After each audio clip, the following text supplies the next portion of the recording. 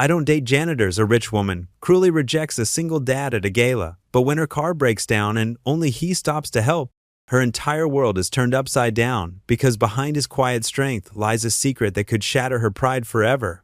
Will she cling to status or risk everything for the kind of love money can't buy? Before we get into the story, comment below where in the world you are watching from today. The crystal chandeliers cast a warm glow across the grand ballroom of the Riverside Historic Hotel. Vivian Hawthorne stood near the entrance, her silver evening gown catching the light as she surveyed the crowd with practiced confidence. Her perfectly styled gray hair and elegant posture commanded attention, just the way she liked it. "Darling," called Margaret Wellington, lifting her champagne flute in greeting. "You look absolutely divine tonight." Vivian made her way through the well-dressed crowd, nodding graciously to familiar faces. The annual Spring Charity Gala was one of the most prestigious events in town, and she'd served on its board for the past decade. "Margaret, Caroline," Vivian acknowledged her friends with a practiced smile. "The decorations are lovely this year." Caroline Peterson dabbed at her lipstick with a napkin. "Indeed, though I must say, they had the most peculiar help setting up. Isn't that the janitor from Pine Grove Elementary?" Vivian followed Caroline's subtle head tilt toward the far corner of the room. There stood a tall man in a slightly ill-fitting suit, adjusting one of the flower arrangements. Even in formal wear, there was no disguising Eli Carter's working-class bearing. "How interesting that they'd have him here," Vivian remarked, sipping her champagne. Margaret lowered her voice. "Well, I heard he volunteers for several charity organizations. Probably trying to network his way up, if you ask me." Vivian watched as Eli moved carefully through the crowd. His movements reserved but dignified. There was something about his quiet presence that seemed to carry its own kind of grace, though she quickly dismissed the thought. The orchestra struck up a new waltz, and couples began moving toward the dance floor. Vivian found herself alone for a moment, her friends having drifted away to mingle. She was studying the elaborate ice sculpture when she felt someone approach. "Excuse me, Mrs. Hawthorne?" The voice was soft but clear. Vivian turned to find Eli Carter standing before her, his hands clasped politely in front of him. Up close, she could see the slight wear on his suit jacket's cuffs and the earnest expression in his warm brown eyes. "Yes," she replied, her tone cooling instinctively. Eli cleared his throat quietly. I was wondering if you might like to dance?" The question hung in the air between them. Vivian felt her chest tighten as she noticed several of her friends watching the exchange with poorly concealed interest. The mere thought of being seen dancing with the school janitor made her cheeks burn. "I don't date janitors," she said, her voice sharp and dismissive. The words came out before she could fully consider their cruelty. She saw the impact of her words register in his eyes, not anger, but a deep hurt that he quickly tried to mask. Around them, she heard a few quiet snickers from her social circle. "Of course. My apologies for disturbing you," Eli replied softly. His dignity in the face of her contempt somehow made it worse. He gave a slight bow and turned away, making his way through the crowd with measured steps. Vivian watched him go, an unexpected heaviness settling in her stomach. She caught sight of her reflection in one of the ballroom's giant mirrors, elegant, sophisticated, and suddenly looking very small. "Can you believe the nerve?" Caroline had materialized at her side, shaking her head. "Really, where does he think he is?" "Quite right," Margaret chimed in. "You handled that perfectly, Vivian. We must maintain standards after all." Vivian forced a smile and raised her champagne glass, trying to ignore the unsettling feeling in her chest. "Yes, well, shall we check on the silent auction items?" As her friends led the way toward the display tables, Vivian glanced back once more. Through the crowd, she caught a final glimpse of Eli quietly slipping out through the ballroom's heavy doors. Something about his departing figure, straight-backed yet somehow wounded, stirred an emotion she couldn't quite name. She turned back to her companions, determined to lose herself in their familiar chatter, but as the evening wore on, that small voice of conscience kept whispering, making it harder to enjoy the sparkle and shine of her carefully curated world. "More champagne, dear?" Margaret offered, gesturing to a passing waiter. "Yes, thank you," Vivian replied, perhaps a bit too quickly. She took a long sip, trying to wash away the memory of Eli's hurt expression. The bubbles felt flat on her tongue. Around her, the gala continued in full swing. Ladies in designer gowns twirled across the dance floor, jewelry glinting under the chandeliers. Men in expensive suits discussed business deals and golf scores. It was her world, comfortable and predictable. Yet somehow the glamour felt slightly tarnished tonight. Caroline touched her arm. "Vivian, the auction is about to close. Weren't you interested in that lovely painting?" "What? "Oh yes," Vivian said, straightening her shoulders and plastering on her social smile. She moved through the crowd with practiced grace, nodding to acquaintances, making the expected small talk. But each time she caught her reflection in the ballroom's mirrors, she saw something that made her want to look away. The rest of the evening passed in a blur of polite conversation and social obligations. Vivian played her part perfectly, the wealthy widow, the social leader, the tastemaker. Yet beneath her poised exterior, that small voice of conscience refused to be silenced completely. As the gala began to wind down, she found herself standing near the spot where Eli had made his request. The orchestra was playing a slower number now, the same waltz that had been playing earlier. Vivian stood alone, swirling the last of her champagne, trying to brush off the unease that had settled over her like a fine dust. "Shall we head to the Willows Club for a nightcap?" Margaret suggested, gathering her wrap. Vivian hesitated for a moment, then nodded. "Yes, let's do that." She followed her friends toward the exit, her heels clicking against the marble floor. Better to surround herself with the familiar, to drown out that persistent whisper of conscience with more champagne and comfortable conversation. Yet, even as she stepped into the cool night air, Vivian couldn't shake the feeling that something had shifted this evening. Something that all the social niceties in the world couldn't quite make right. The afternoon sun cast long shadows across the winding country road. As Vivian guided her Mercedes away from the Willow Creek Country Club, her fingers drummed against the leather steering wheel, her jaw still tight from her argument with Caroline over the upcoming hospital fundraiser. 20 years of experience? Indeed, Vivian muttered, remembering Caroline's condescending tone, as if she could organize a bake sale, let alone a charity auction. The car's climate control hummed softly, keeping the spring heat at bay. Vivian had chosen this scenic route home specifically to avoid traffic and clear her head. Rolling hills stretched out on either side, dotted with old farmhouses and patches of woodland. The first sign of trouble came with a slight shudder in the engine. Vivian frowned, easing off the accelerator. The car lurched, then coughed, the dashboard lighting up like a Christmas tree. No, no, no. She guided the failing vehicle toward the shoulder, her heart beginning to race. The engine gave one final sputter before dying completely, leaving her stranded on the narrow road's edge. Vivian reached for her phone, only to find the screen showing a single bar of service that kept flickering in and out. She tried calling her mechanic anyway, but the call wouldn't connect. Perfect. Just perfect. She dropped the phone into her lap and watched as a red pickup truck zoomed past without slowing. A blue sedan followed suit, then a minivan. The minutes ticked by. Each passing vehicle stirred up dust that settled on her pristine car. Vivian's frustration mounted as driver after driver ignored her predicament. She'd always assumed people would stop to help someone in a luxury car. Surely they'd expect a reward. But no one even tapped their brakes. The sun dipped lower, casting orange light through the trees. Vivian's anxiety began to climb. She wasn't used to feeling this helpless, this vulnerable. A sports car roared past, its driver not even glancing her way. Just as she was considering trying to walk to the nearest house, she heard the rumble of an older engine approaching. In her rearview mirror, she saw a weathered blue truck slow down and pull onto the shoulder behind her. Her relief quickly turned to dismay when she recognized the figure stepping out of the truck. Even in the fading light, there was no mistaking Eli Carter's tall frame and measured movements. Vivian's cheeks burned as she remembered their encounter at the gala just yesterday. Of all the people who could have stopped to help, it had to be the man she'd so cruelly dismissed. He approached her window, which she reluctantly lowered. "Having trouble with your car, Mrs. Hawthorne?" His voice held no trace of resentment, just simple concern. Yes," she managed, fighting the urge to look away from his kind eyes. "It just died while I was driving. Mind if I take a look?" He was already rolling up the sleeves of his work shirt, revealing strong forearms marked with the occasional scar.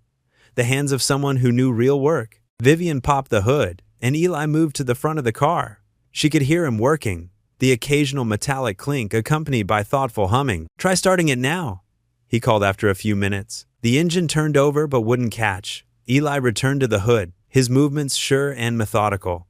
The sky darkened further, and he pulled out a flashlight from his pocket, continuing his work. More vehicles passed, their headlights briefly illuminating the scene, a wealthy woman in designer clothes sitting helplessly while a janitor worked to save her evening. The irony wasn't lost on Vivian. "One more try," Eli said after what seemed like ages. This time when Vivian turned the key, the engine purred to life, smooth as ever. Eli closed the hood and approached her window again, wiping his hands on a rag. "Your alternator belt was loose. I've tightened it up, but you'll want to have your mechanic check it properly tomorrow." I thank you, Vivian said, reaching for her purse. Please, let me pay you for your trouble. Eli held up a hand, shaking his head. No need for that, Mrs. Hawthorne. Just glad I could help. The genuine warmth in his smile made her chest tight with shame. Here was the man she deemed beneath her, refusing payment for helping her out of genuine kindness. Drive safely now, he said, giving a small wave as he turned back to his truck. Vivian watched in her rearview mirror as Eli's old truck pulled away, its taillights growing smaller in the gathering dusk. She sat there for several long moments, her engine idling, struck by the stark contrast between her behavior yesterday and his today. The dying sunlight caught her reflection in the rearview mirror. She looked polished and put together as always, but somehow, sitting alone in her expensive car, she felt smaller than she had in years. The late September breeze rustled through the maple trees lining Carson Elementary School's walkway as Vivian Hawthorne made her way toward the entrance. Her heels clicked against the concrete, each step measured and purposeful. She'd promised the hospital board she'd make an appearance at this fundraiser, though spending her Thursday afternoon at a children's art fair wasn't exactly her idea of time well spent. Paper streamers and balloon arches transformed the school gymnasium into a carnival of color. Children's artwork lined the walls, their creativity splashed across construction paper in bold strokes and bright hues. The air hummed with excited chatter and the squeak of tennis shoes on polished floors. Vivian smoothed her silk blouse and managed a polite smile as parents and teachers nodded in her direction. Her presence here was expected. After all, she chaired 3 different charity boards in town. But something felt different today. The usual satisfaction of being seen doing good works felt hollow. Near the far wall, a familiar figure caught her eye. Eli Carter stood on a stepladder, helping a group of children hang their freshly painted banner. His movements were patient and careful as he guided tiny hands, making sure each child got a chance to contribute. He wore his usual work uniform, but there was nothing common about the genuine warmth in his smile as he encouraged the young artists. A little higher on the left, he suggested softly to a small boy with glasses. There you go, perfect. Vivian found herself watching longer than she intended. The scene stirred something unexpected in her chest, a mix of admiration and discomfort she couldn't quite name. The memory of their last encounter on that dark road still pricked at her conscience. Lost in thought, she didn't notice the small whirlwind approaching until it crashed right into her legs. A little girl with wild curls and bright eyes looked up at her, face lighting up with pure joy. "It's you!" the child exclaimed, wrapping her arms around Vivian's knees. "Daddy has your picture." Vivian froze, caught completely off guard by this tiny assault of affection. "I'm sorry, sweetheart, but I think you must have me confused with—" "Mommy says you're my daddy's special friend," Grace Carter announced loudly enough for nearby parents to turn and look. Her innocent voice carried across the gymnasium floor. "I saw you in the pretty silver frame." A ripple of amused laughter spread through the crowd. Vivian felt heat rise in her cheeks as she realized what was happening. Eli was already hurrying over, his face a mix of mortification and concern. "Grace, honey," he said gently, reaching for his daughter's hand. "That's not— I'm so sorry, Miss Hawthorne. She must have seen a photo of her mother. Sarah had similar coloring to you, and from a child's perspective." He trailed off, clearly uncomfortable, but Grace wasn't done. She tugged at Vivian's hand, her small fingers warm and insistent. "You look just like the lady in Daddy's special box, the one he says watches over us from heaven now." The gymnasium seemed to grow very quiet. Vivian felt something crack in her carefully maintained facade. The child's words, so pure and mistaken, touched a place in her heart she thought had long since hardened over. "Grace," Eli said softly, kneeling beside his daughter. "Remember we talked about Mommy? This is Miss Hawthorne. She's different from the pictures you saw." Grace's face scrunched up in confusion, then fell slightly. "Oh." She looked up at Vivian again, this time more carefully. "But you're still pretty like her." More chuckles from the onlookers, but they were gentle now, touched by the moment's innocence. Vivian found herself smiling despite her embarrassment, drawn in by the child's openness. "Thank you, sweetheart," she managed, her voice softer than usual. "That's very kind of you to say." Eli stood, still holding Grace's hand. "Miss Hawthorne, I apologize again. Grace sometimes gets carried away with her imagination." "Please, don't apologize," Vivian said, surprising herself with how much she meant it. "Children see the world in their own special way, don't they?" Grace beamed up at her, apparently having already forgotten her mistake.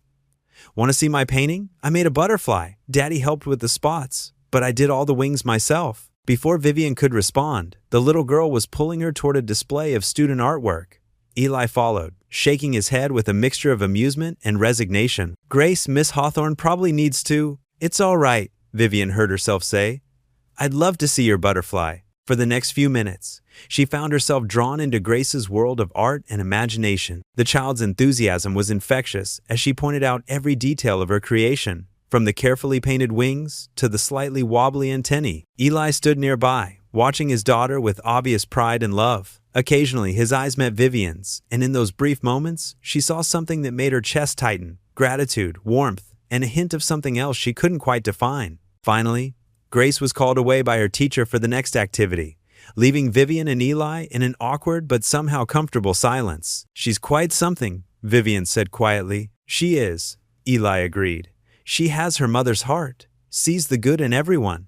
He paused, then added softly, Thank you for being kind about the mix-up. She still misses her mom something fierce sometimes. Vivian nodded, unable to find the right words. The weight of her previous behavior toward this man pressed against her conscience. A call for volunteers to help with face painting drew Eli away, and Vivian found herself alone again in the crowded gymnasium. But something had shifted. The carefully constructed walls of her social position felt less solid, less important. She made her way toward the exit, her designer heels clicking against the floor that Eli probably polished himself. Grace's innocent words echoed in her mind. Mommy says you're my daddy's special friend.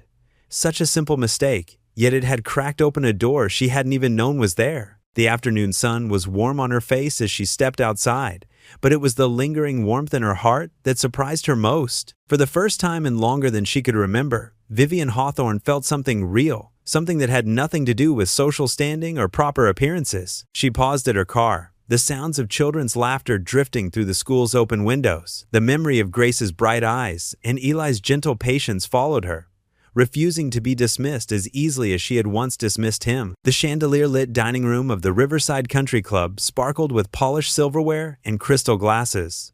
Vivian sat at her usual table, surrounded by 4 of her closest acquaintances. The familiar setting should have been comfortable, yet something felt off-kilter today. Margaret Blackwood, her silver hair swept into an immaculate updo, dabbed her lips with a napkin. Did anyone notice that janitor hanging around the school fundraiser last week? The one who keeps appearing at our events? Oh, you mean Eli Carter? Patricia Reynolds set down her water glass. I saw him helping with decorations. Rather presumptuous of him to think he belongs at these functions, don't you think? Vivian's fork paused halfway to her mouth. The salmon suddenly tasted like cardboard. Speaking of presumptuous, Barbara Chen leaned forward, lowering her voice conspiratorially. I heard he actually asked someone to dance at the charity gala. Can you imagine? Heat crept up Vivian's neck. She took a long sip of water, trying to wash away the memory of her cruel dismissal. Well, he certainly aims high, doesn't he? Margaret's laugh tinkled like ice in a glass. A janitor thinking he can mix with our crowd. It's almost sad. His daughter's sweet, though, said Janet Moore, the youngest of their group. I've seen her at school. Grace, I think her name is? Poor thing, Patricia shook her head. Being raised by just a janitor. No mother figure, no proper guidance. She'll probably end up cleaning floors too. The words hit Vivian like a physical blow. She remembered Grace's innocent face, her bright eyes when she'd mistaken Vivian for her mother. The same cruel judgment she'd once delivered now felt like poison in the air. Actually, Vivian heard herself say, her voice steady despite her racing heart, Eli Carter is quite capable. He fixed my car last week when it broke down. 4 pairs of eyes turned to her in surprise. Your car? Barbara's perfectly shaped eyebrows rose.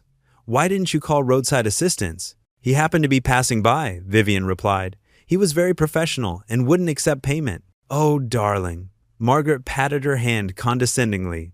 Of course he wouldn't take money from you directly. He's probably planning to use it to his advantage somehow. These people always have angles. These people? The words tasted bitter in Vivian's mouth. He's hardworking and decent, and his daughter is delightful. A heavy silence fell over the table. Janet's eyes widened, while Barbara and Patricia exchanged meaningful glances. Vivian, Margaret said carefully, you're not getting involved with him, are you? What?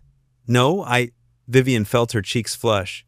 I'm simply stating facts. Why shouldn't we acknowledge someone's good qualities? My dear, Patricia leaned forward, her voice dripping with concern.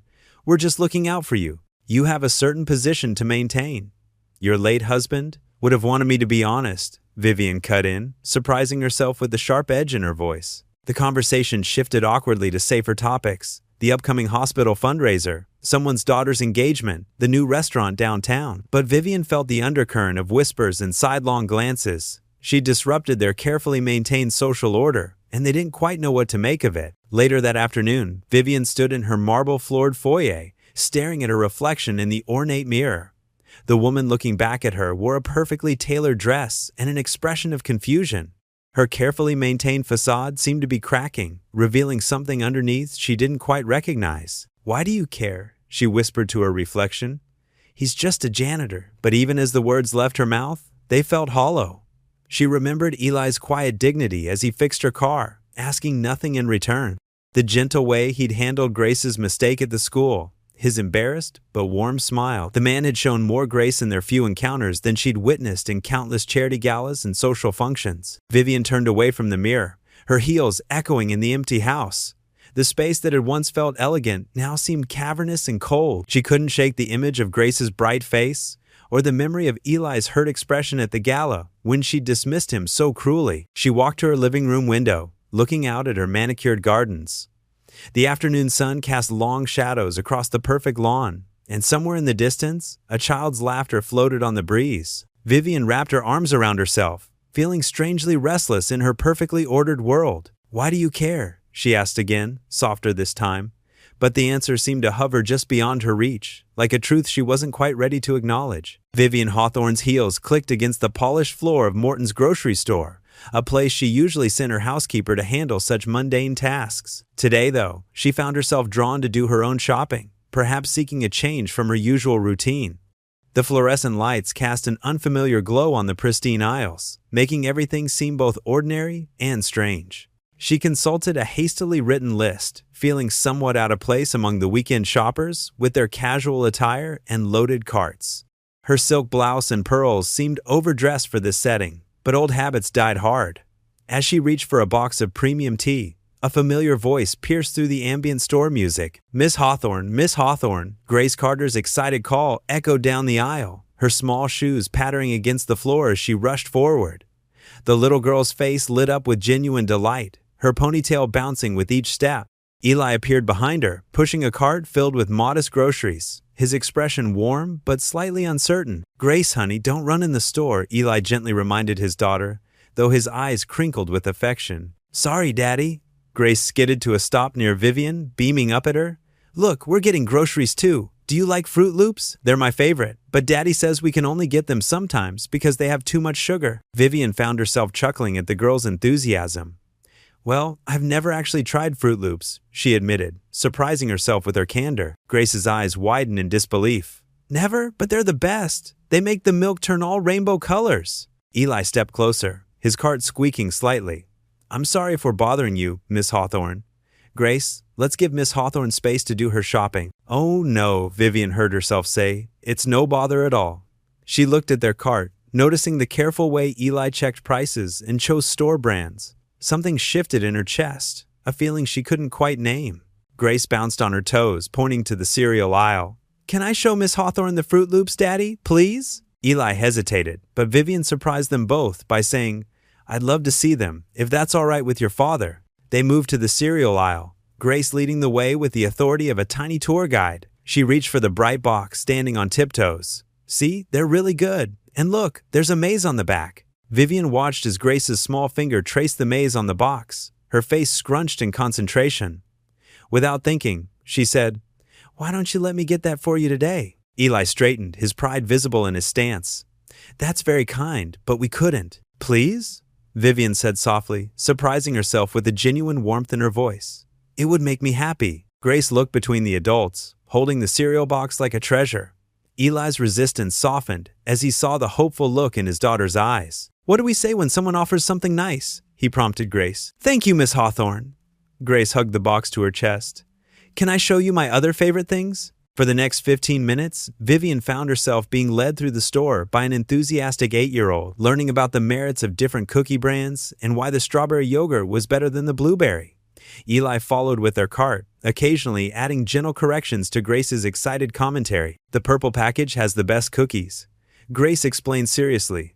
But Daddy says we have to stick to our list today. Vivian glanced at Eli, seeing the slight flush on his cheeks. Without making a show of it, she reached for the purple package. Well, I think I might try these myself. Would you mind if I shared some with you both? Eli started to protest, but Grace's joy was infectious.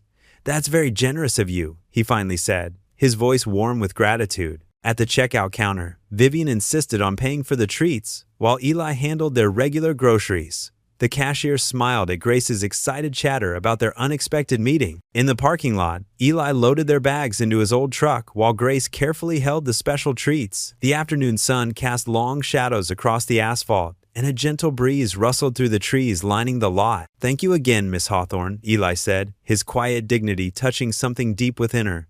You've made her day. Please, call me Vivian, she found herself saying. And thank you both for making my shopping trip so much more enjoyable than I expected. Grace waved enthusiastically from the passenger window as Eli started the truck. Bye, Miss Vivian. Thank you for the Fruit Loops. Vivian stood by her car, watching as their old truck pulled away. She realized she was smiling, really smiling, for the first time in years. It wasn't the polished social smile she wore at galas or the satisfied smirk of closing a deal.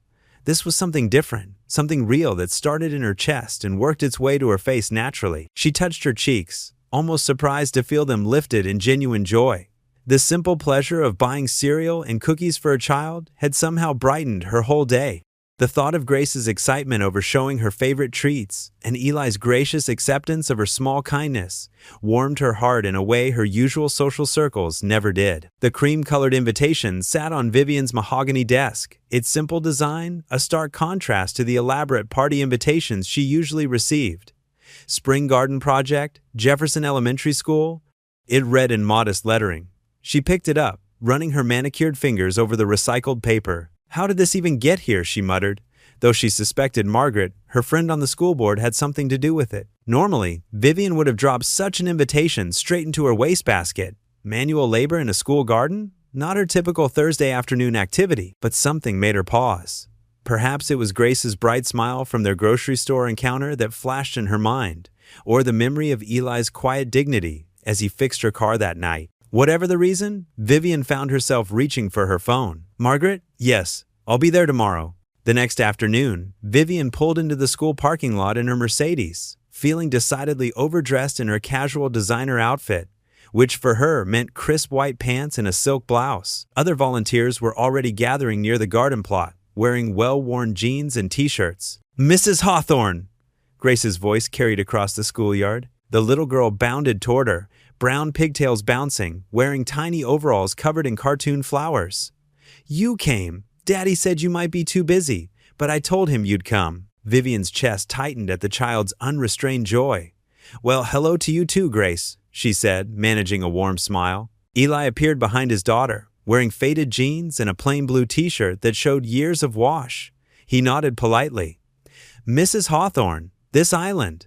Unexpected. Please call me Vivian, she found herself saying.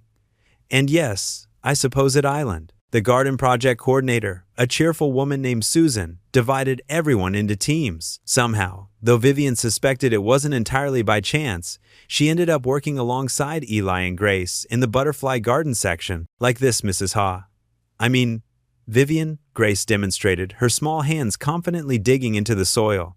You make a hole, put in the flower, then pat the dirt around it like you're tucking it into bed. Vivian hesitated, then knelt down beside her.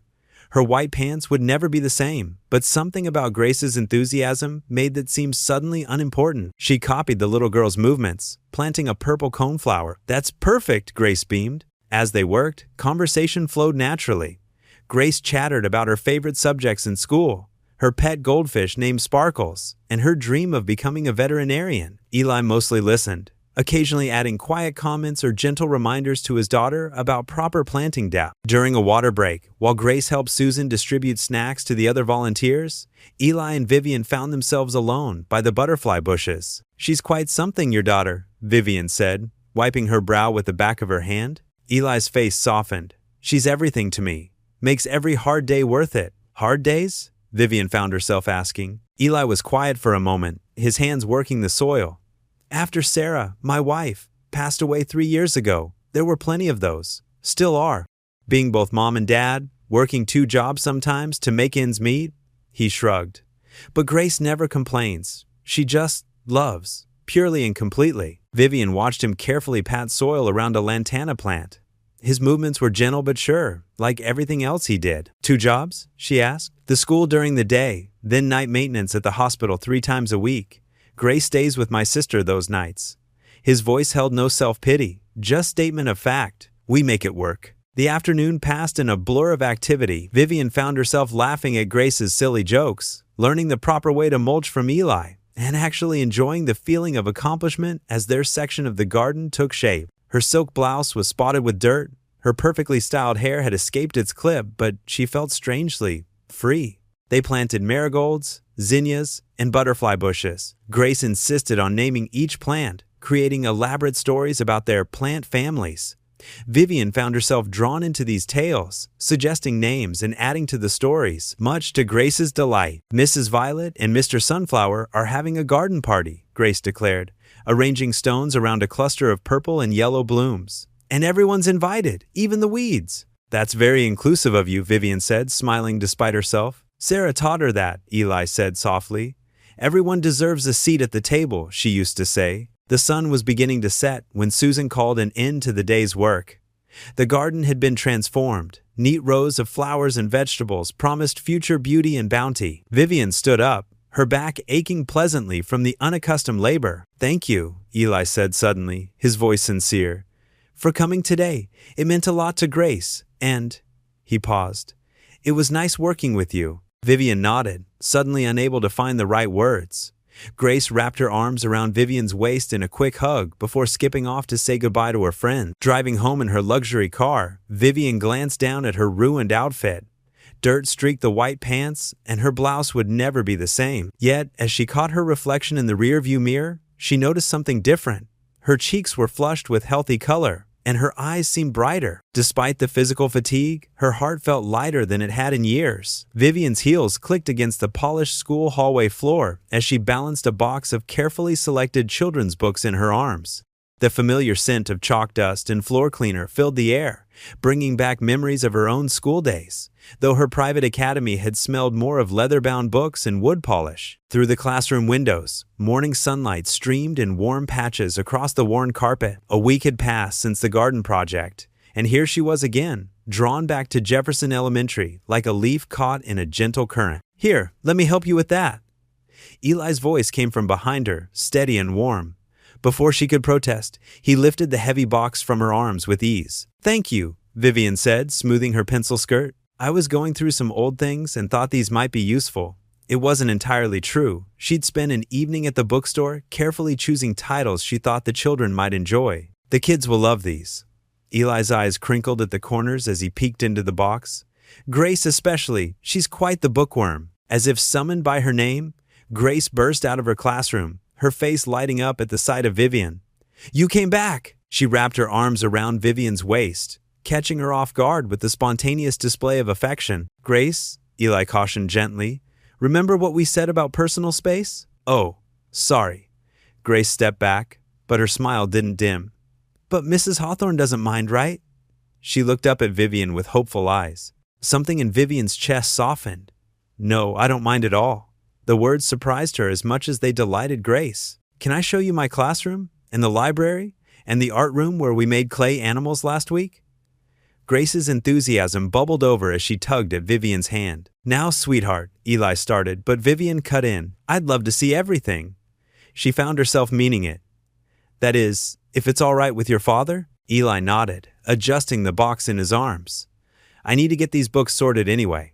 Take your time. Grace proved to be an enthusiastic tour guide, pulling Vivian from one room to the next. This is where I sit, she announced proudly in her classroom, pointing to a desk decorated with butterfly stickers.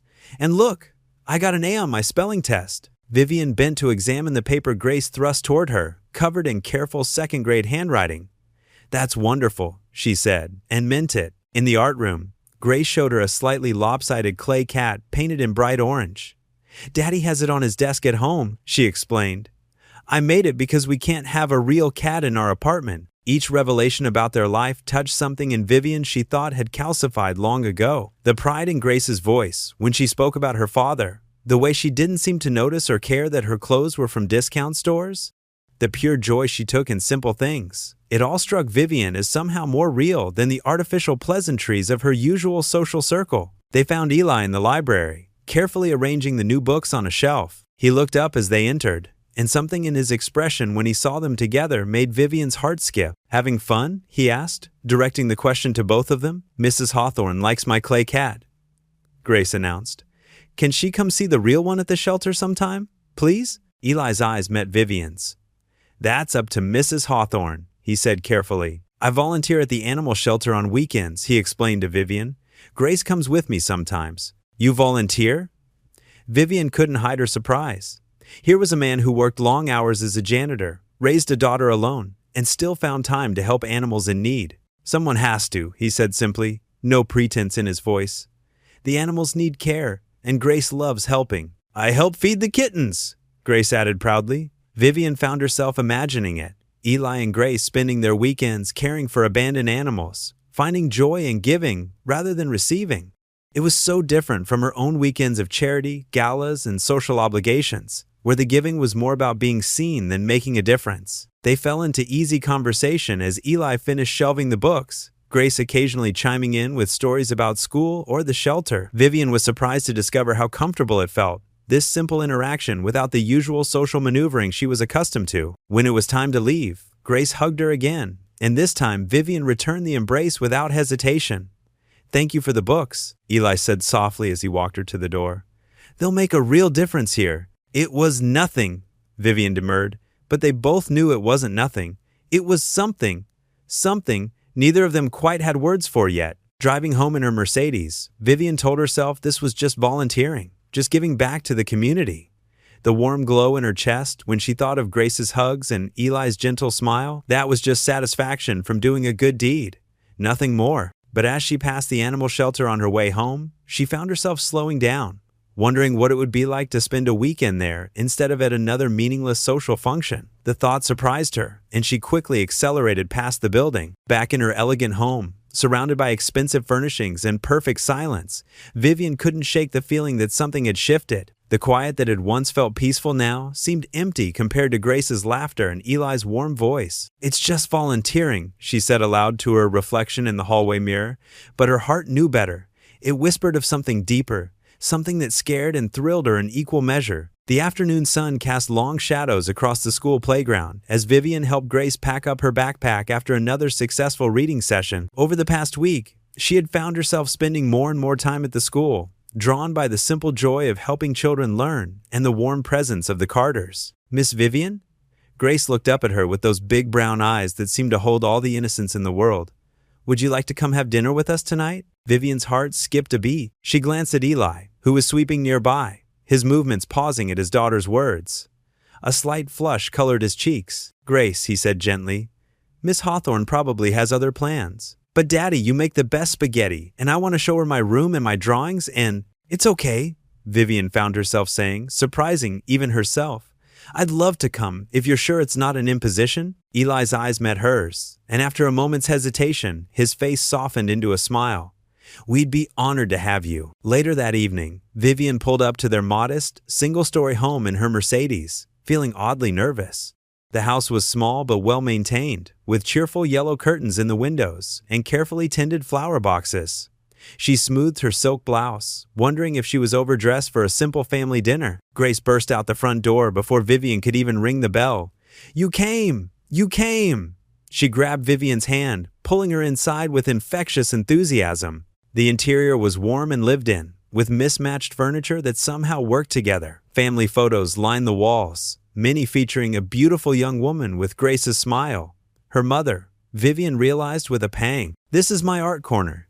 Grace proudly showed off a small desk covered in crayons and construction paper. "And look, I drew us." She held up a crayon drawing of 3 figures, a tall man in blue, clearly Eli, a small girl in pink, Grace, and a woman in purple, unmistakably Vivian, holding hands. Vivian blinked back unexpected tears. "It's beautiful, sweetheart." From the kitchen came the appetizing smell of garlic and tomatoes. Eli appeared in the doorway wearing an apron, looking slightly sheepish. Dinner's almost ready. It's nothing fancy. It smells wonderful, Vivian assured him. The dining table was small and wooden, marked with years of use, but scrubbed clean. Mismatched plates were set out with care, and a jar of wildflowers served as a centerpiece. It was so different from Vivian's formal dining room, with its crystal chandelier and matching china, yet somehow more inviting. Grace insisted on sitting next to Vivian, chattering happily as Eli served generous portions of spaghetti and meatballs. The sauce, Vivian learned, was his mother's recipe. "Would you like to say grace?" Eli asked Grace, who nodded seriously. Vivian found herself joining hands with them, touched by the simple prayer of thanksgiving that followed.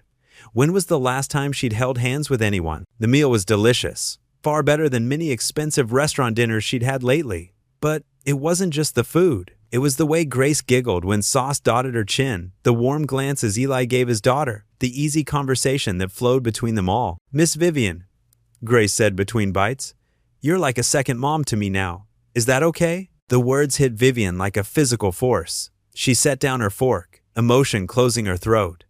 Eli started to apologize, but Vivian shook her head. That's more than okay, sweetheart," she managed, her voice thick. A tear escaped despite her best efforts, rolling down her cheek. Grace immediately got up and hugged her. "Don't cry. Daddy says happy tears are good tears." Eli reached across the table and briefly squeezed Vivian's hand. His touch was warm and reassuring, and she found herself squeezing back. The rest of the evening passed in a blur of warmth and laughter. Grace insisted on showing Vivian every stuffed animal in her collection. Eli made hot chocolate, and they all sat in the small living room while Grace read aloud from her favorite book, stumbling over the big words, but pressing on determinedly. When it was time to leave, Vivian found herself reluctant to go.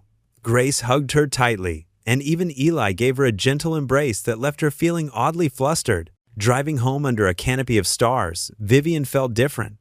Lighter somehow, as if a weight she hadn't known she was carrying had lifted. She glanced at the empty passenger seat, where Thomas had sat so many times before his passing. "Oh, Thomas," she whispered into the quiet car, "I feel alive again, really alive."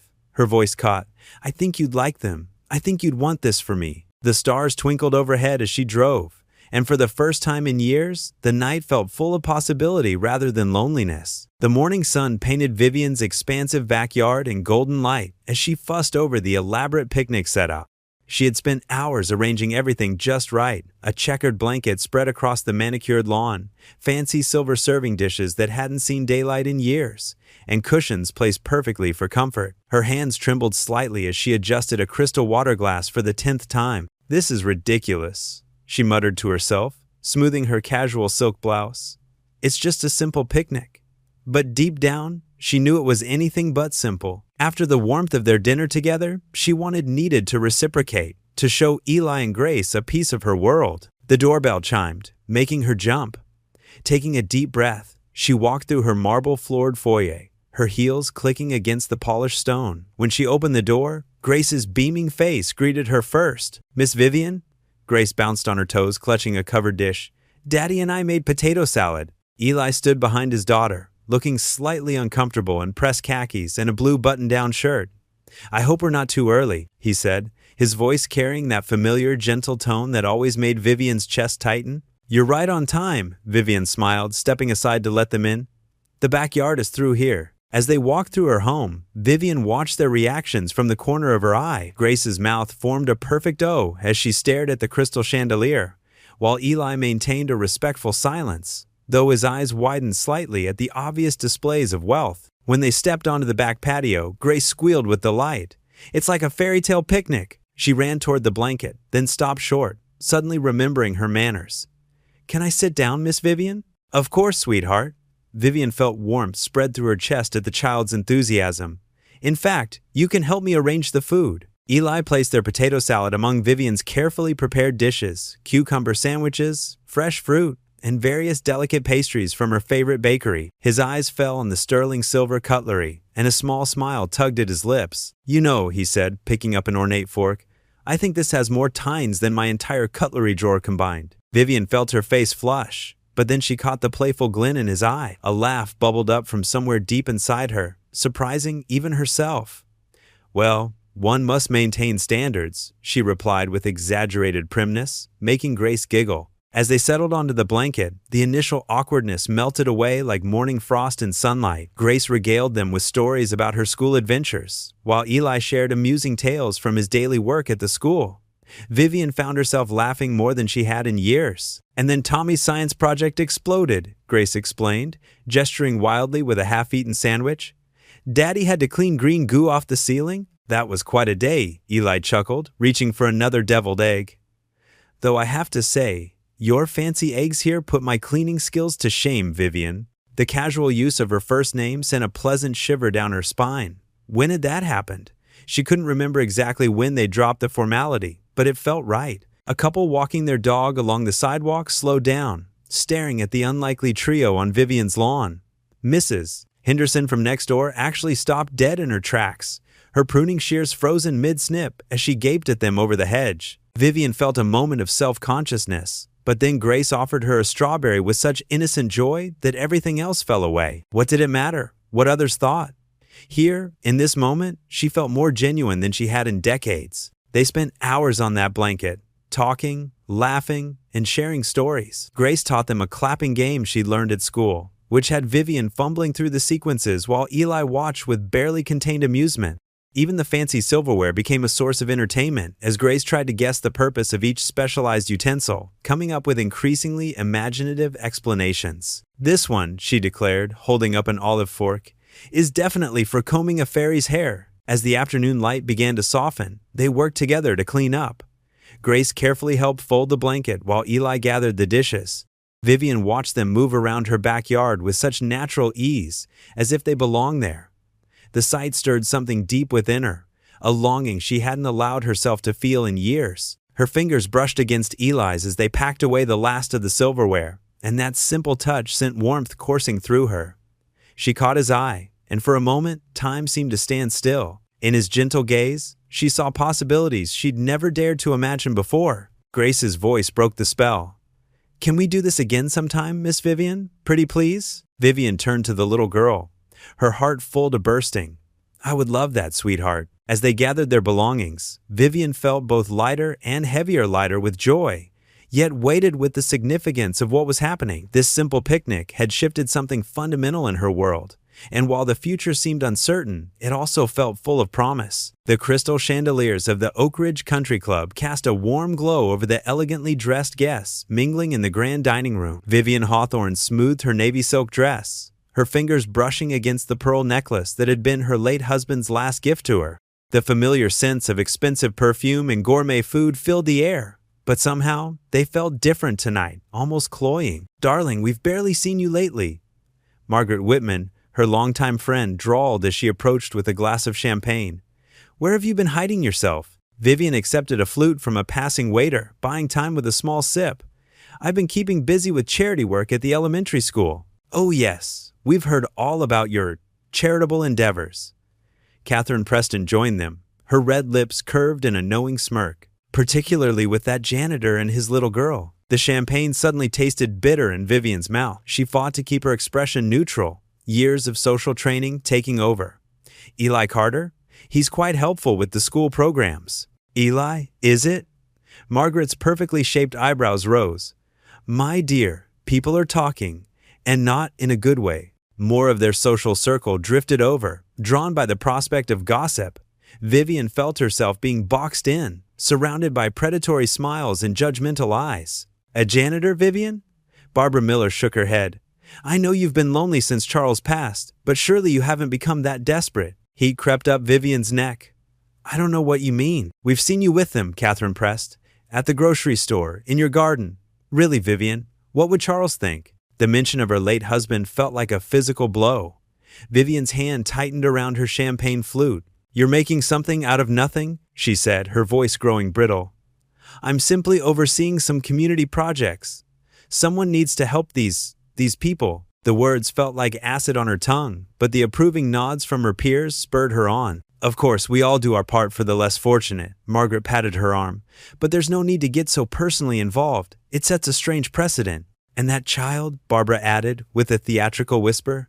"I heard she's been calling you Mom." "Really, Vivian, you're encouraging inappropriate attachments. It's not kind to give them false hope." Vivian's chest tightened. The memory of Grace's sweet smile and trusting eyes flashed through her mind, making her stomach churn with guilt. But the weight of decades of social conditioning and peer pressure pressed down on her like a physical force. "Don't be ridiculous," she heard herself saying, her voice sharp and dismissive.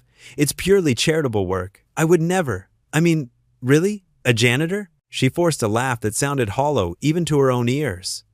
"I have standards." The group chuckled appreciatively, and Vivian felt something inside her shrivel. The chandelier light suddenly seemed harsh and glaring rather than warm. "I'm so relieved to hear that," Catherine said. "We were worried you'd lost your mind. Imagine the scandal. Vivian Hawthorne and a janitor." More laughter rippled through the group. Vivian raised her glass mechanically, playing along, when movement in her peripheral vision caught her attention.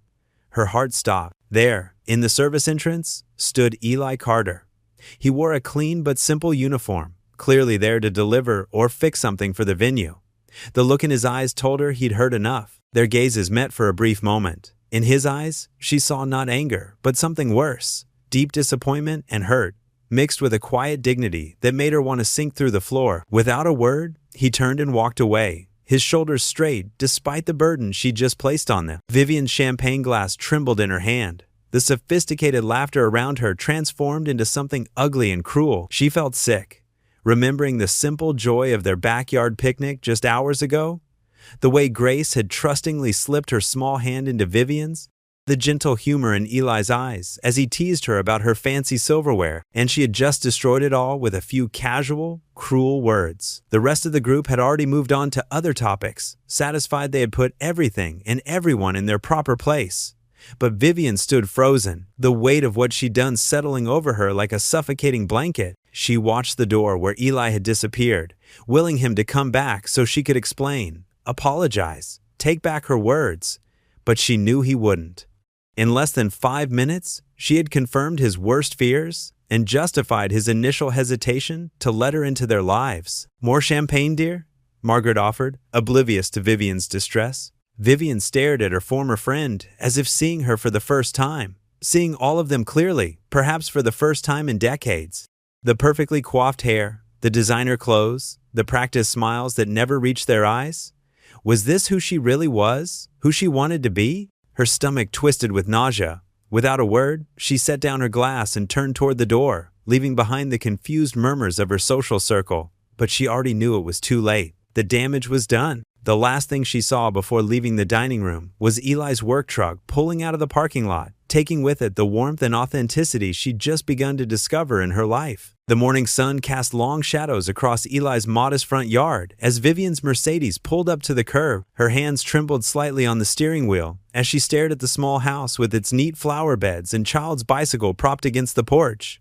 The cheerful yellow curtains Grace had helped pick out seemed to mock her now. Vivian checked her reflection in the rearview mirror, noticing the dark circles under her eyes that even expensive concealer couldn't quite hide.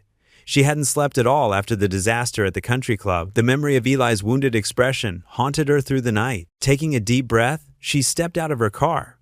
Her heels clicked against the concrete pathway leading to the front door. The same path where, just days ago, she had walked with such easy comfort. Now, each step felt like lead. Before she could knock, the door opened. Eli stood there in his work uniform, his face carefully blank. The warmth that usually lit up his eyes when he saw her was gone, replaced by a guarded look that made her heart ache. "Eli," Vivian started, her carefully rehearsed speech deserting her. I need to explain about last night." "There's nothing to explain, Mrs. Hawthorne." His use of the formal address stung like a physical blow. "I understand perfectly." "No, please." She reached out, then let her hand fall when he subtly stepped back. "What you heard. I didn't mean any of it. I was weak and foolish, and I let them pressure me into saying things I don't believe." "Daddy?"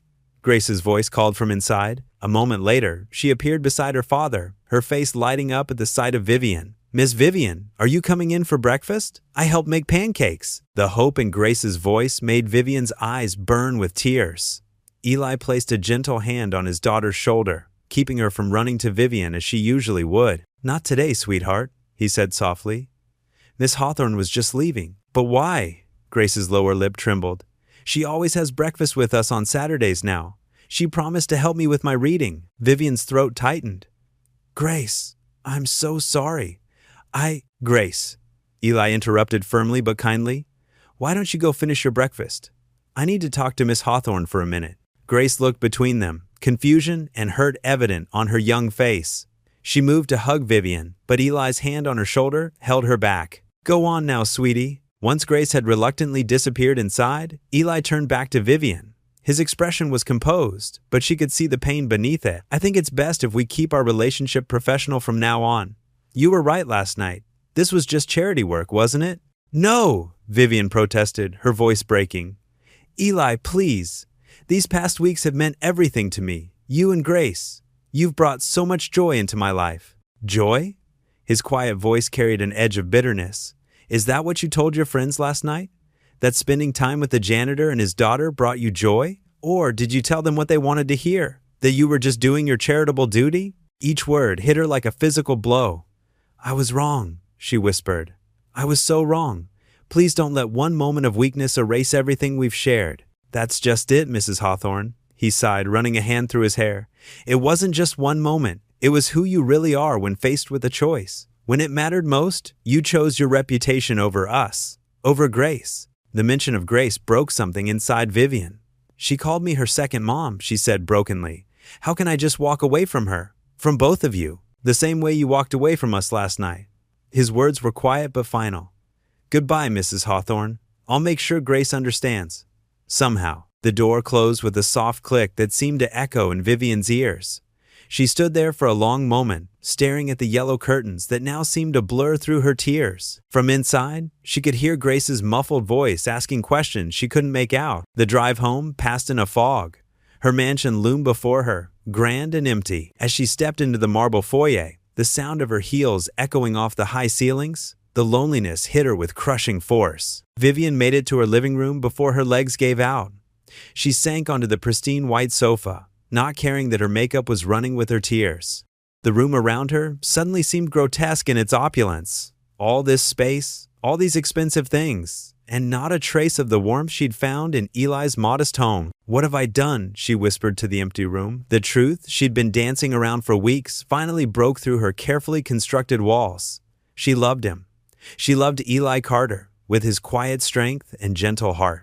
She loved the way he looked at her when she helped Grace with her homework, the way his eyes crinkled when he smiled, the way he made her feel like she was more than just her wealth and status. And she loved Grace, with her innocent affection and boundless enthusiasm. The little girl had worked her way into Vivian's heart so completely that the thought of never again hearing her excited chatter about school or feeling her warm hugs was almost unbearable. Vivian curled into herself on the sofa, her shoulders shaking with sobs. The evening sun slanted through her expensive curtains, painting patterns on the floor that reminded her of Grace's drawings on Eli's refrigerator. She had finally found real love, real family, and she had thrown it away for the approval of people who had never truly cared about her happiness. "I love him," she whispered through her tears, finally admitting the truth aloud. "I love them both." The confession echoed in the empty house, answered only by silence. 3 days had passed since Vivian's tearful realization in her empty mansion. The autumn wind whipped through the town streets, scattering golden leaves across sidewalks and lawns. Inside Riverside Elementary, the usual cheerful buzz of children's voices felt muted, especially in the third-grade classroom where Grace's desk sat empty. Mrs. Peterson, Grace's teacher, stood in the hallway during lunch break, her face drawn with worry as she spoke to another staff member. "Poor thing's been in the hospital since Tuesday. Some kind of severe respiratory infection." She shook her head, adjusting her reading glasses. Mr. Carter's beside himself, trying to manage it all. Vivian, who had come to drop off her weekly book donation, froze mid-step around the corner. Her heart clenched at the mention of Grace's name. She pressed herself against the wall, listening intently. "He's picking up extra night shifts at that warehouse, Mrs." Peterson continued. "Between the hospital bills and his regular expenses." She sighed heavily. "I heard him talking to the principal about taking out a loan." The words hit Vivian like physical blows. She clutched her designer handbag tighter, her knuckles white with tension. The image of Eli working himself to exhaustion, alone in his worry for Grace, made her throat tight with emotion. That evening, Vivian sat in her study, staring at the phone. She picked it up several times, only to set it down again. What right did she have to call after what she'd done? The memory of Eli's hurt expression at the dinner party still haunted her, but Grace's sweet face kept appearing in her mind. And finally, Vivian couldn't bear it anymore. She drove to St. Mary's Hospital, her usually confident steps faltering as she approached the pediatric ward. The sterile smell of disinfectant filled her nostrils, and the squeaking of nurses' shoes echoed off the mint-green walls. She asked for Grace's room number at the nurses' station, her voice barely above a whisper. Room 304 seemed to loom before her. Through the half-open door, she could see Eli slumped in an uncomfortable-looking chair, his work uniform wrinkled and his eyes heavy with exhaustion. Grace lay in the too-big hospital bed, her small frame dwarfed by white sheets and monitoring equipment. A nebulizer mask covered her face, and her chest rose and fell with visible effort. Vivian's heel clicked once against the linoleum floor, making Eli look up. His expression shifted from surprise to wariness, then to something unreadable. He straightened in his chair but didn't speak. Vivian began, then stopped. For once in her life, she didn't know what to say. I heard from Mrs. Peterson about Grace. Eli nodded slowly, his eyes moving back to his daughter. The silence stretched between them, filled only by the steady beeping of monitors. How is she? Vivian asked softly, taking one tentative step into the room. The doctors say she'll recover, Eli replied, his voice rough with fatigue. But she needs to stay here a few more days. The medication. He trailed off, running a hand over his face. Vivian moved closer, her heart aching at the dark circles under his eyes. When was the last time you slept properly? He gave a hollow laugh. I don't remember. Grace stirred then, her eyes fluttering open. Even sick, her face lit up when she saw Vivian. You came, she whispered through the mask, her voice weak but happy. Of course I did, sweetheart, Vivian replied, surprising herself with the tenderness in her voice. She glanced at Eli, seeking permission. After a moment's hesitation, he nodded. Vivian pulled up another chair to Grace's bedside. She noticed a worn copy of The Secret Garden on the nightstand. Would you like me to read to you? Grace nodded eagerly, and Eli's posture relaxed slightly. Vivian picked up the book, opening to the marked page. Her voice, usually so practiced and controlled, softened naturally as she began to read. As the story unfolded, Grace's breathing seemed to ease. Her small hand found its way into Vivian's, and she held it gently, continuing to read. From the corner of her eye, she saw Eli fighting to stay awake. You should get some rest, she said quietly, pausing in her reading. I can stay with her for a while. I can't ask you to, he began. You're not asking, I'm offering. Vivian met his eyes. Please, Eli, let me help. He studied her face for a long moment, then looked at Grace, who had drifted into a peaceful sleep, her hands still clasped in Vivian's. The sight seemed to decide something for him. With visible reluctance, he stood. I'll just go get some coffee, he said, though they both knew he needed more than that. Take your time, Vivian assured him. We'll be fine. After Eli left, Vivian continued reading softly, even though Grace was asleep. The story filled the quiet room, mixing with the gentle sounds of medical equipment. Grace's small fingers twitched occasionally in Vivian's hand, and she squeezed back reassuringly each time. The sunset painted the hospital room in soft oranges and pinks when Eli returned, looking marginally more rested. He paused in the doorway, taking in the scene before him. Vivian still reading, her free hand smoothing Grace's hair back from her forehead with a mother's gentle touch. The next chapter's about to start, Vivian said softly, looking up at him. Would you like to join us? Morning sunlight streamed through the hospital corridor windows as Vivian paced outside Grace's room. She hadn't slept much, her mind racing with plans and possibilities. The sound of footsteps made her turn. Eli was approaching with a cup of coffee, dark circles under his eyes. You're still here? He asked, surprise evident in his tired voice. Vivian smoothed her wrinkled blouse, nodding. I've been thinking all night, Eli. Please let me help. Not with money directly, but by organizing a fundraiser. The whole community would pitch in. Eli's shoulders tensed. Vivian, I appreciate the thought, but I can't accept. This isn't about you or me, Vivian interrupted gently. It's about Grace. She needs specialized treatment, and the community loves her. Let them help. She took a deep breath. I know I hurt you at that dinner party. My words were cruel and cowardly. But this isn't about making amends. It's about Grace. Through the window, they could see Grace sleeping peacefully, her small chest rising and falling beneath the hospital blanket. The sight seemed to soften Eli's resolve. I don't want people's pity, he said quietly. It's not pity, Vivian assured him. It's love. Grace has touched so many hearts at school. The teachers, the other parents, her classmates. They all want to help. Eli ran a hand through his disheveled hair. What kind of fundraiser? Vivian's eyes lit up. A carnival at the school. Games, food, music, everything Grace loves. The teachers have already offered to volunteer, and I can coordinate with local businesses for donations. You've really thought this through, Eli said, a hint of warmth returning to his voice. I have. Vivian hesitated, then added softly, I care about her too, Eli, more than I ever expected to. He studied her face for a long moment. The morning sun caught the tears threatening to spill from her eyes, making them sparkle. Finally, he nodded. Okay, for Grace. For Grace, Vivian echoed. They began planning right there in the hospital corridor. Vivian pulled out her phone, making calls to the school principal, local business owners, and her connections in town. Eli contributed ideas about what Grace would love most, a face-painting station, her favorite music, carnival games she'd enjoy. As they worked together, the tension between them gradually eased. Their shared concern for Grace created a bridge over the hurt of recent days. Vivian noticed how Eli's voice softened when speaking about his daughter, how his eyes crinkled with hope when discussing the fundraiser plans. Mid-morning, a nurse came to check Grace's vitals. The little girl stirred, her eyes fluttering open. Daddy? She called weakly. Miss Vivian? They both moved to her bedside, one on each side.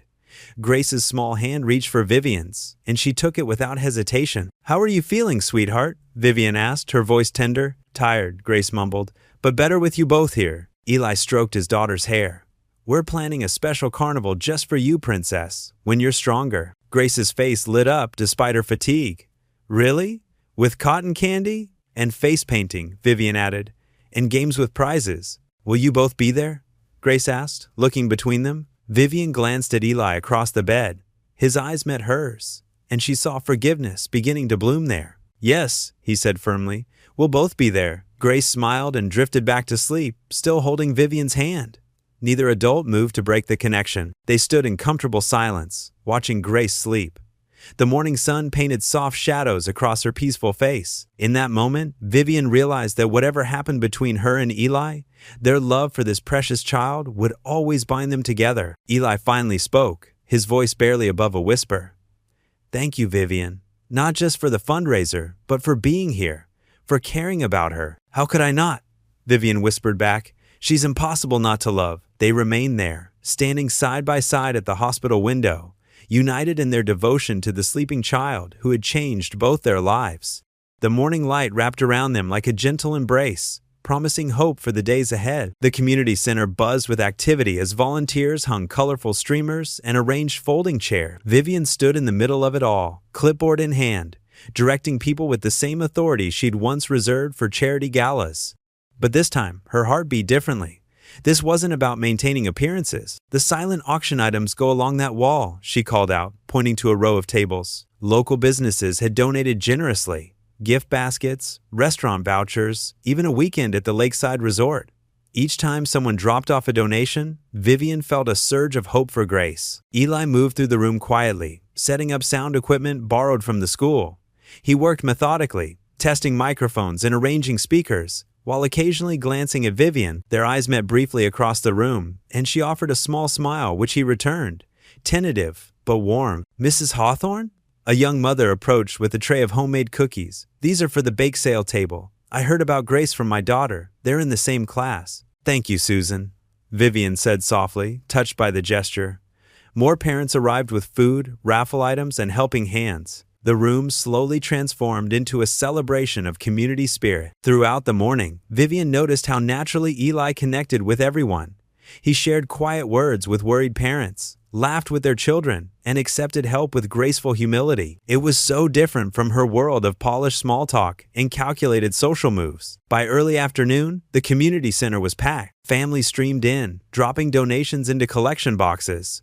Children ran around with face paint, and the aroma of home-cooked food filled the air. Vivian's wealthy friends were notably absent, but she found she didn't mind. It's time, whispered Sarah, the event coordinator, touching Vivian's arm.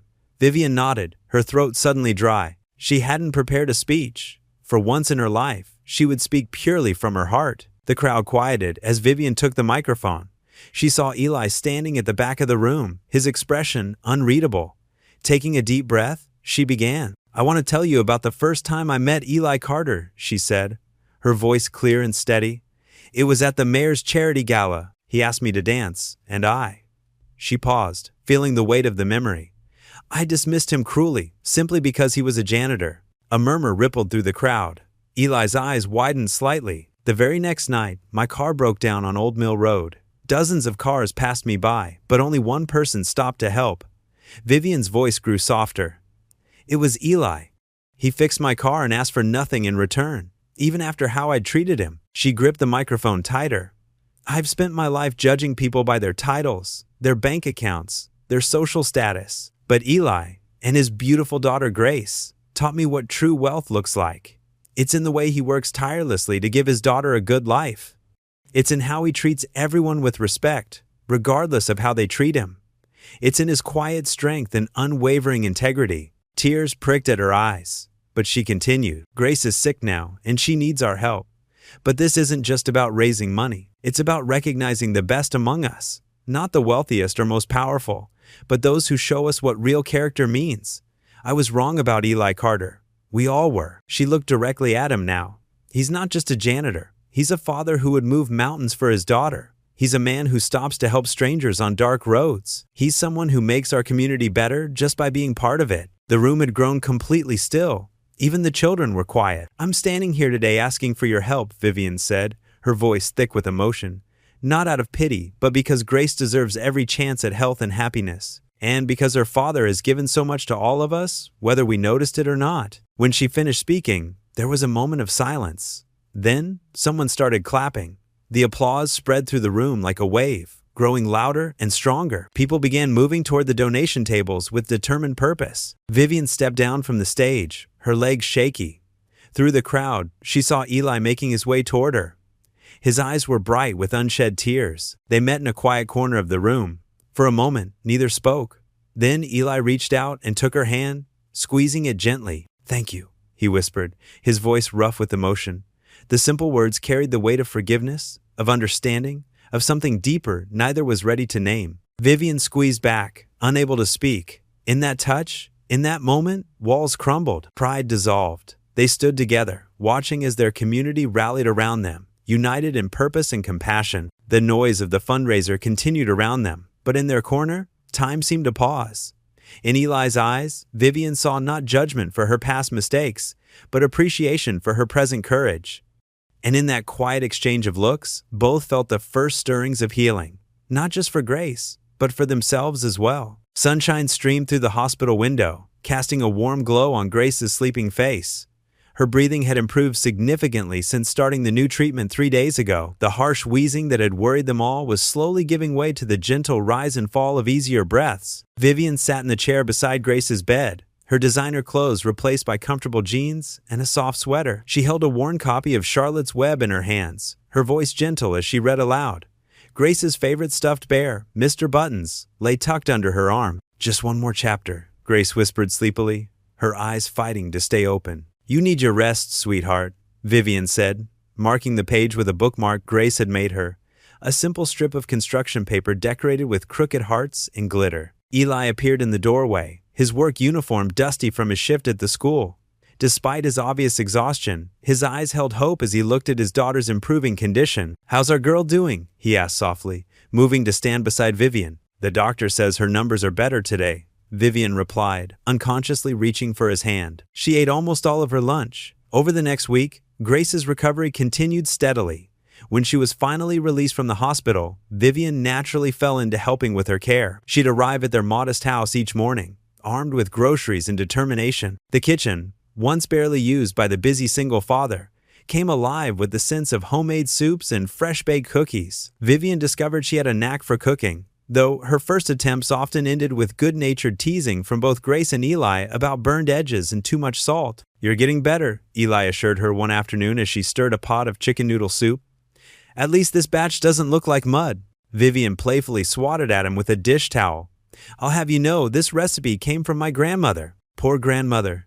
Grace giggled from her spot at the kitchen table, where she was working on homework. The days fell into a comfortable routine. Vivian would help Grace with her schoolwork while Eli was at work. then tackle the mounting laundry or dusty shelves. She found an unexpected satisfaction in these simple tasks, so different from her former life of charity galas and social obligations. One evening, as autumn painted the trees golden, Vivian arrived to find Eli struggling with a broken washing machine. Without hesitation, she knelt beside him on the laundry room floor, holding a flashlight while he worked. "You don't have to do all this," he said quietly, looking at her with something deeper than gratitude in his eyes. "I want to," she replied simply, and meant it. The house transformed gradually under her care. Fresh curtains appeared in the windows, bright flowers in simple vases brought color to rooms, and the pantry stayed consistently stocked. But more than the physical changes, the home filled with laughter and warmth. Grace's strength returned fully as weeks passed. Soon she was running through the house again, her illness becoming a fading memory. Yet Vivian remained, her presence no longer needed but deeply wanted. She taught Grace to bake cookies, flour dusting their faces as they giggled together. She helped Eli organize his bills and paperwork, offering quiet support without judgment. Their lives intertwined naturally, like streams flowing into a river. One Tuesday evening, as autumn's chill crept through the windows, they sat around the kitchen table. Vivian had prepared a simple meal of meatloaf and mashed potatoes, finally mastered after several failed attempts. Grace chatted about her day at school, her hands animated as she described her art project. Eli watched them both, his eyes soft with emotion. When Grace paused to take a breath, he cleared his throat gently. "Vivian," he said, his voice carrying a weight that made her look up from her plate. "I need to tell you something." Grace fell quiet, sensing the importance of the moment. "These past weeks," Eli continued, "watching you with Grace, seeing how naturally you fit into our lives." He paused, gathering his thoughts. "You've become part of our family. I don't know if that was what you intended when you first helped us, but that's what's happened." Vivian felt tears prick at her eyes as she looked at their faces, Grace's bright smile and Eli's gentle gaze. The kitchen's warm light embraced them all, and in that moment, she knew she was exactly where she belonged. "Thank you," Eli said softly, reaching across the table to squeeze her hand. "Thank you for becoming part of our family." Grace bounced in her chair, unable to contain her joy. "Does this mean you'll stay forever?" The question hung in the air, full of hope and possibility. But Vivian didn't answer immediately. Instead, she squeezed Eli's hand in return and smiled at Grace, letting the comfortable warmth of belonging wash over her. The October morning sparkled with dew as Eli and Vivian walked through the school garden, their footsteps crunching on fallen leaves. The garden had changed since their first meeting here. Summer's bright blooms had given way to autumn's rich colors, chrysanthemums nodding their russet heads in the gentle breeze. Vivian pulled her cardigan closer, watching Eli from the corner of her eye. He moved with the same quiet grace she'd noticed that first day, his hands in his pockets, shoulders relaxed in his familiar work shirt. The morning sun caught the silver threading through his dark hair, and her heart skipped. "Remember when we planted these?" she asked, touching a marigold that still stubbornly bloomed. "I had no idea what I was doing." Eli chuckled, the sound warming the crisp air. "You kept asking if you were burying them too deep, but look, they turned out just fine." They paused by the wooden bench where they'd once shared lunch, Grace chattering between them about her science project. The memory hung sweet in the air. "Things have a way of growing when you least expect them to," Vivian said softly, her fingers tracing the bench's weathered grain. Eli turned to face her, his expression intense. "Vivian, I need to tell you something." She held her breath, watching as he struggled to find the words. The morning breeze rustled through the garden, carrying the scent of earth and autumn leaves. "When you first came into our lives," he began, his voice low and earnest, "I thought you were just another wealthy woman looking for a charity case. But then, you started showing up. Really showing up. Not just for the big moments, but for the small ones too." Vivian's eyes stung with sudden tears. "Eli, you taught Grace how to braid her hair," he continued, taking a step closer. "You learned to cook soup from scratch when she was sick. You fold laundry like it's the most natural thing in the world, sitting on my old couch with mismatched socks in your lap." His hand found hers, warm and work-roughened. "I've watched you change, Vivian. But more than that, I've watched myself fall in love with you, piece by piece, day by day." The words hung in the air between them, beautiful and terrifying. Vivian's heart thundered in her chest as tears spilled onto her cheeks. "I tried so hard not to," she whispered, her voice breaking.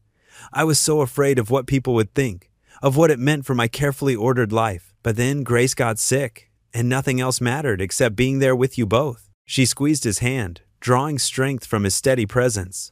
I love the way you hum when you're fixing things. I love how you always have a Band-Aid in your pocket for scraped knees. I love your patience, your kindness, your quiet strength. Her free hand reached up to touch his face, fingers trembling. I love you, Eli Carter, not despite who you are, but because of it. Because you showed me what really matters. Eli's eyes shone with emotion as he drew her closer.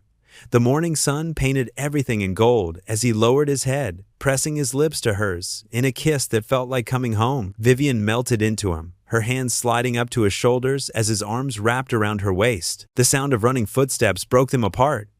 Grace bounded toward them, her backpack bouncing, her face lit with joy. I knew it, she crowed, launching herself at them both. I knew you loved each other. Eli caught her with practiced ease, lifting her between them. Vivian wrapped her arms around them both, breathing in the scent of Grace's strawberry shampoo and Eli's clean soap. They stood together in the morning light, surrounded by the garden where their story began, 3 hearts beating in perfect harmony. Grace wiggled happily in their embrace. Are we a family now? She asked, her eyes bright with hope. Eli and Vivian exchanged glances over her head, their eyes full of love and promise. The garden around them whispered with possibilities, and the morning sun blessed them with its golden light. The morning sunlight streamed through the stained glass windows of First Community Church, painting rainbow patterns across the wooden pews. Vivian smoothed her silk dress, her heart fluttering as she, Eli, and Grace approached the church entrance. She hadn't attended services in months, not since her husband's passing, but today felt different. Today, she wasn't walking in alone. Grace skipped between them, her patent leather shoes clicking on the steps, her Sunday dress swishing around her knees.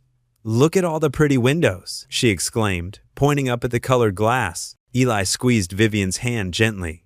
You okay? He whispered, his eyes warm with concern. Vivian nodded, though her throat felt tight. Just nervous, she admitted quietly. As they stepped through the heavy wooden doors, the familiar scent of old hymnals and furniture polish wrapped around them. The organist was playing softly, and the sanctuary buzzed with pre-service conversation, but as they made their way down the center aisle, the buzz faded to whispers. Vivian felt the stares. Mrs. Peterson's perfectly penciled eyebrows shot up. The Thompson sisters bent their gray heads together, murmuring behind their bulletins. Even Pastor Roberts paused in his conversation, though his expression remained kind. Grace, oblivious to the attention, tugged at Eli's sleeve. Can we sit in the front, please, Daddy? Middle is fine, sweetie, Eli answered, guiding them to an empty pew halfway down the aisle. He let Grace in first, then Vivian, before taking his seat beside her. More whispers floated around them. Isn't that Vivian Hawthorne? With the school janitor? Did you hear? Vivian's cheeks burned, but she kept her head high. She'd expected this, had prepared herself for it. Still, the reality stung more than she'd anticipated. Then she felt Eli's warm hand cover hers where it rested on the hymnal. Without hesitation, she laced her fingers through his, holding on firmly. Let them look, she thought. Let them see. Grace opened her children's Bible, pointing out pictures to both of them. Look, she whispered loudly. That's Jesus feeding all those people with just a little bit of food. A few rows behind them, someone tittered, but then a warm, wavering voice rose above the whispers. Well, bless my soul if it isn't young Eli Carter. Mrs. Margaret Davis, one of the church's oldest members, stood beside their pew, her white hair neatly curled and her kind face creased with a genuine smile. She taught Sunday school for 40 years before retiring, and everyone knew her opinion carried weight. Mrs. Davis. Eli stood respectfully, but she waved him back down. Sit, sit, and this must be your Grace, how you've grown. She beamed at the little girl before turning her twinkling eyes to Vivian.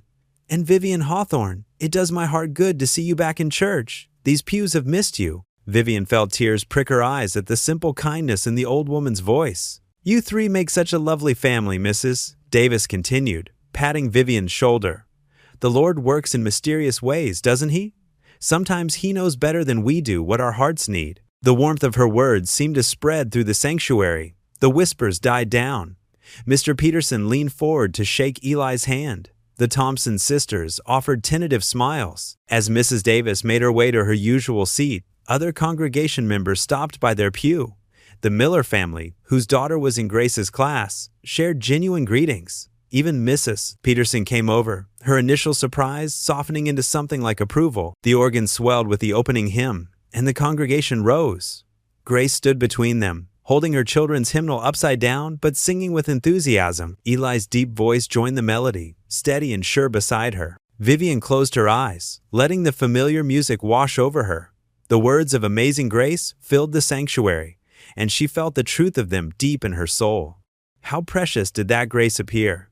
She thought of her own pride, her prejudices, the walls she'd built around her heart, and how they'd crumbled in the face of true love. The morning light streamed through the stained glass, warming her face. Grace leaned against her side, still singing. Eli's hand remained firmly in hers. In that moment, surrounded by music and acceptance, Vivian felt a peace she hadn't known in years. This was what mattered.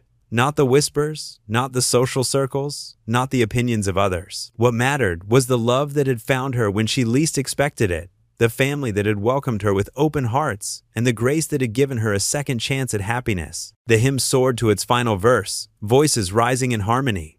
Vivian opened her eyes to find Eli watching her, his gaze full of understanding and affection. Grace swayed between them, her small hand reaching up to hold Vivian's free one. As the last notes faded, Vivian squeezed both their hands, grateful beyond words for the love that had proven stronger than pride, for the family she'd found, and for the courage to choose happiness over appearances. The whispers had faded to nothing, replaced by the simple truth of their togetherness. Pastor Robert stepped up to the pulpit, his warm smile encompassing the entire congregation. "Let us pray," he began, and as heads bowed throughout the sanctuary, Vivian felt nothing but gratitude fill her heart. The evening sun cast long shadows through the windows of Eli's modest home, warming the living room with a gentle golden glow. The aroma of fresh-baked bread and homemade stew filled the air as neighbors gathered around the extended dining table. Vivian stood in the kitchen, her designer dress replaced by a simple apron, stirring a pot of her first ever attempt at chocolate pudding. "Need any help there?" Mrs. Henderson from next door called out, her kind eyes twinkling. She had been one of the first neighbors to welcome Vivian without judgment. "I think I've almost got it," Vivian replied, laughing as she lifted the spoon. "Though I never thought I'd see the day when I'd be cooking instead of hiring caterers. Those days seem like a lifetime ago, don't they?" Eli appeared beside her, placing a gentle hand on her shoulder. His touch still sent warmth through her heart. The small dining room buzzed with conversation as their guests settled in. Mr. Peterson, the retired mailman, sat next to Grace, listening intently as she explained her latest art project. The Rodriguez family from across the street had brought their famous enchiladas, and even Miss Wilson, the local librarian, who had initially been skeptical of their relationship, was chatting happily with the others. "Dinner's ready," Vivian announced, carrying the steaming pot to the table. Her hands trembled slightly, not from the weight, but from the overwhelming joy of this simple moment. Just months ago, she would have scoffed at such an informal gathering. Now, she couldn't imagine anything more perfect. "This looks amazing," Sarah from the school PTA commented, helping to pass the dishes around.